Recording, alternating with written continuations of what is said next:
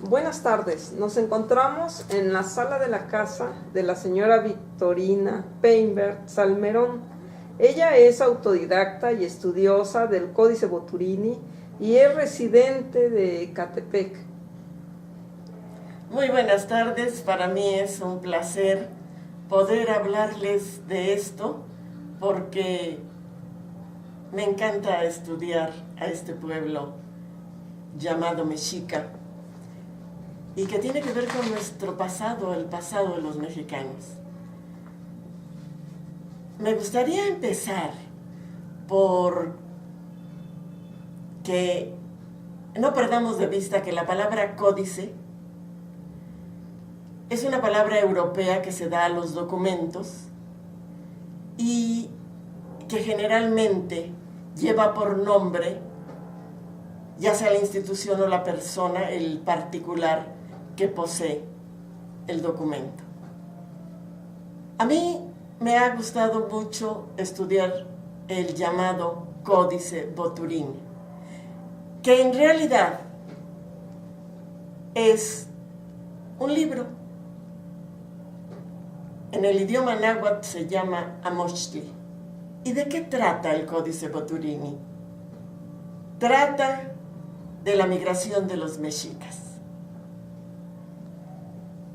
Esto es importante distinguir entre Amochtli y Códice. Por otra parte, el Códice Boturini, que así se conoce oficialmente, nos relata la historia del pueblo mexica desde que salen de su lugar de origen en el año 1143.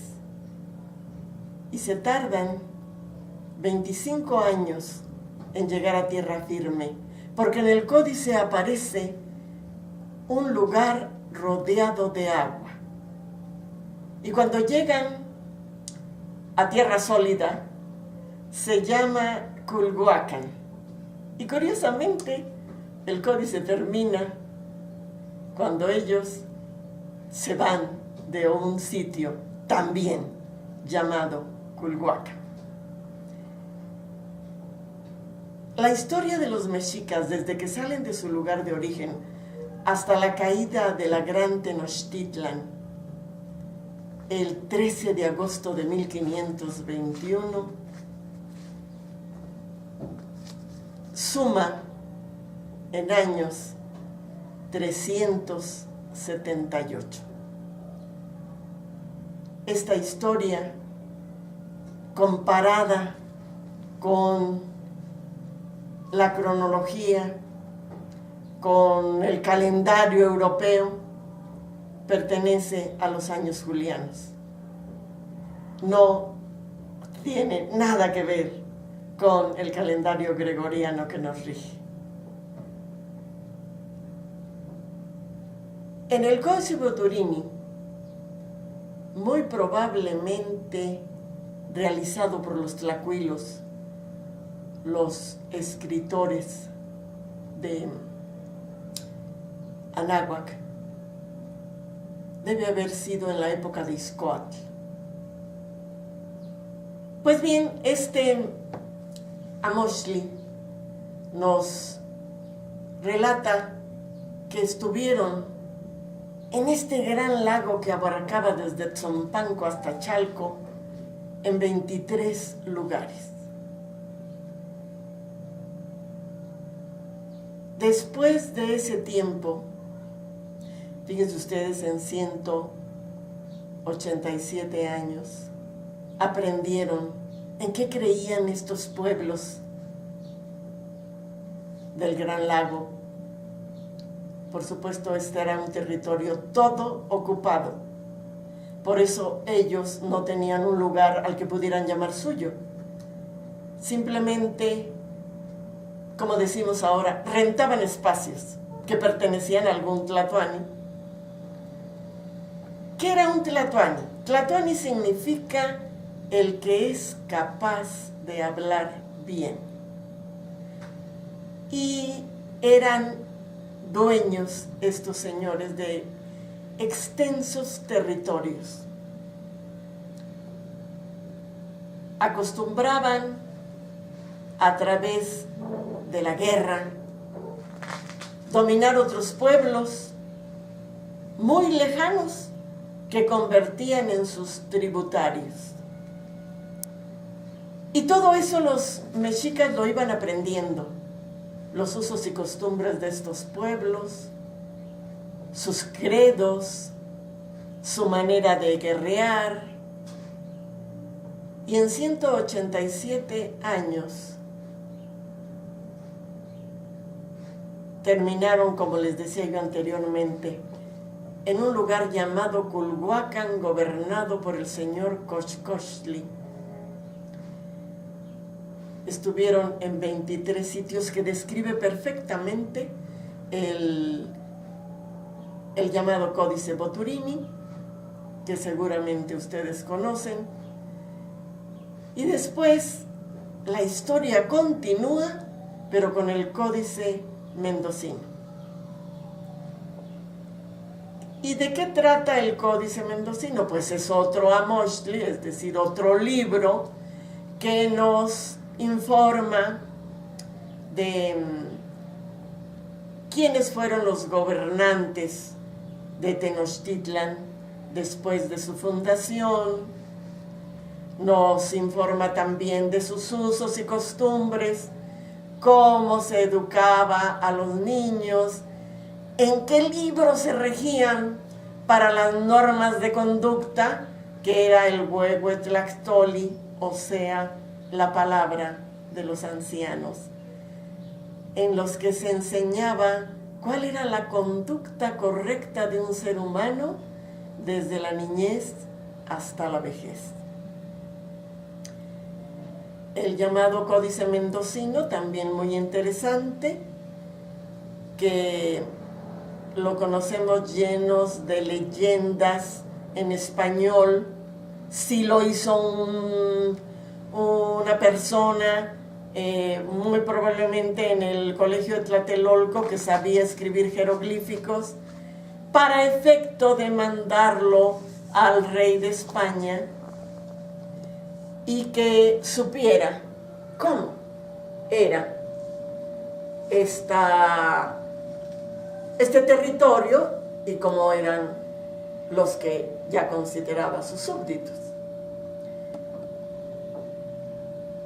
La cronología para los interesados, para que les salgan muy bien las cuentas en una cuenta regresiva desde 1521 hasta 1143, hay que auxiliarse en el Códice Oban de 1576 para que las cuentas salgan, porque los estudiantes se van a encontrar con que todos los Amochtli de los diferentes pueblos de Anáhuac pues varían muchísimo en la cuestión de las fechas. Por ejemplo, si hacemos este estudio regresivo apoyándonos en el Oban y haciéndolo coincidir con el Boturini, pues vamos a encontrar que la fundación de Tenochtitlan es en el 1364. Ahora bien, para estudiar este pueblo es importante saber que cuando salieron de su lugar de origen, siempre caminaron hacia el sur. También es importante saber que en esas épocas todos los pueblos del planeta creían que la Tierra era plana. Y todos creían los 4 rumbos del universo, que era lo que llamamos nosotros los puntos cardinales. Como ellos caminaban hacia el sur, los mexicas, pues ellos creían en una dualidad. El credo de la mayoría de los pueblos en esta parte de América creían en una dualidad. Y por supuesto el sur tenía su deidad, dualidad protectora, que era Huitzilopochtli y Tezcatlipoca Azul. Así que no estamos hablando de una efigie que querrían los arqueólogos encontrar en lo que llamamos el Templo Mayor en la Ciudad de México, sino que estamos hablando de un rumbo del universo. Otra cosa que es importante y que ellos sabían es que los astrónomos mayas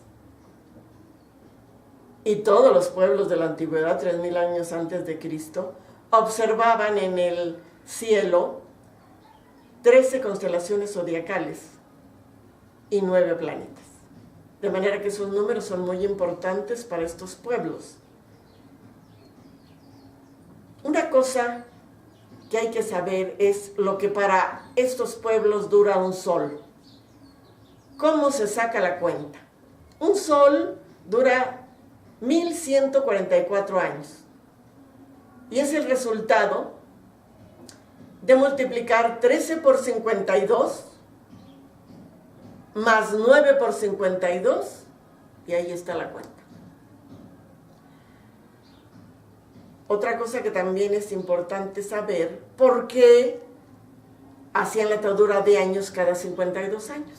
Pues porque eran observadores de las Pléyades y se dice que cuando las Pléyades estaban a la medianoche en el cenit, a mediados de noviembre, esto solo se daba cada 52 años. Eso es lo que se sabe del porqué de estos números. Y volviendo a los mexicas, ellos, después de que son arrojados de Culhuacán, eso lo vemos en el Boturini, 8 años después, se establecen en un lugar pantanoso que pertenecía al señor de Azcapotzalco. Y ahí es donde a través de Chinampas fundan lo que llegaría a ser la Gran Tenochtitlan. A los 11 años de estar en ese sitio, ellos por razones variadas se dividen y parte de los mexicas se va a residir a Tlatelolco. Y en Tlatelolco,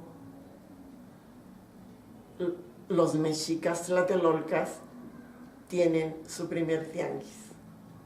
Y ellos son los primeros en construir pirámides.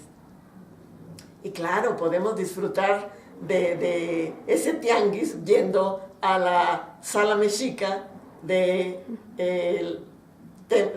Museo de Antropología e Historia, que es una belleza. Los mexicas tenochcas, los que se quedaron en lo que sería Tenochtitlan, ellos empiezan a tener sus gobernantes y el primero es justamente de Culhuacán, es Acamapichtli. Y de ahí la descendencia, y de ahí la dinastía. Y estos mexicas, conforme van evolucionando y creciendo en su ciudad, la van engrandeciendo, empiezan a dominar como lo acostumbraban a hacer los tlatoanime de este enorme lago, pues ellos también empiezan a hacer sus conquistas y sabemos que llegaron a conquistar hasta Nicaragua. Hasta que, con el apoyo de los texcocanos, Hernán Cortés, que llegó en 1519, logró vencer a los tenochcas y tlatelolcas, que ya previamente los tenochcas habían años atrás vencido a los tlatelolcas y formaban ya un solo señorío. Y para no entrar en muchos detalles, pero porque todos lo sabemos, pues el último tlatoani fue Cuauhtémoc, el señor de Tlatelolco, que ya no podía hacer más que salvar la vida de los ancianos, de los niños y de las mujeres sobrevivientes, porque con la ayuda de varios pueblos, Hernán Cortés, y con la ayuda de el jefe militar de Texcoco, por orden del Tlatoani, con 20,000 hombres sitiaron la gran Tenochtitlan, y todos los guerreros mexicas murieron. Los canales quedaron tintos en sangre, y aun cuando las mujeres se pusieron los atuendos de los guerreros fallecidos y se subieron a las azoteas para hacer creer a Cortés que todavía quien defendiera la ciudad, finalmente Cuauhtémoc tuvo que, al ser aprendido, salvar a los sobrevivientes. Y ahí es entonces cuando empezó la esclavitud. Y nació en el siglo XVI la frase hijo de la chingada, que quiere decir hijo de la violada, porque las indígenas fueron violadas por soldados y frailes que la orden regular franciscana fue la primera en llegar a estas tierras para evangelizar a los naturales.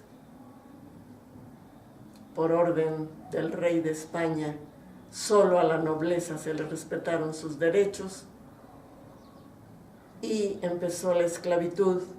Fueron marcados en la mejilla o en la frente con un hierro candente todos los hombres del pueblo, porque se convirtieron en la mano de obra para levantar lo que sería la Nueva España. Con razón el poeta dijo: de sangre ibera e indígena se formó mi cuerpo humano. No soy indio, ni español, solamente mexicano. Queridos amigos, ojalá que estos pequeños datos de una historia tan importante que es nuestro remoto pasado sea para ustedes de utilidad. Muchas gracias.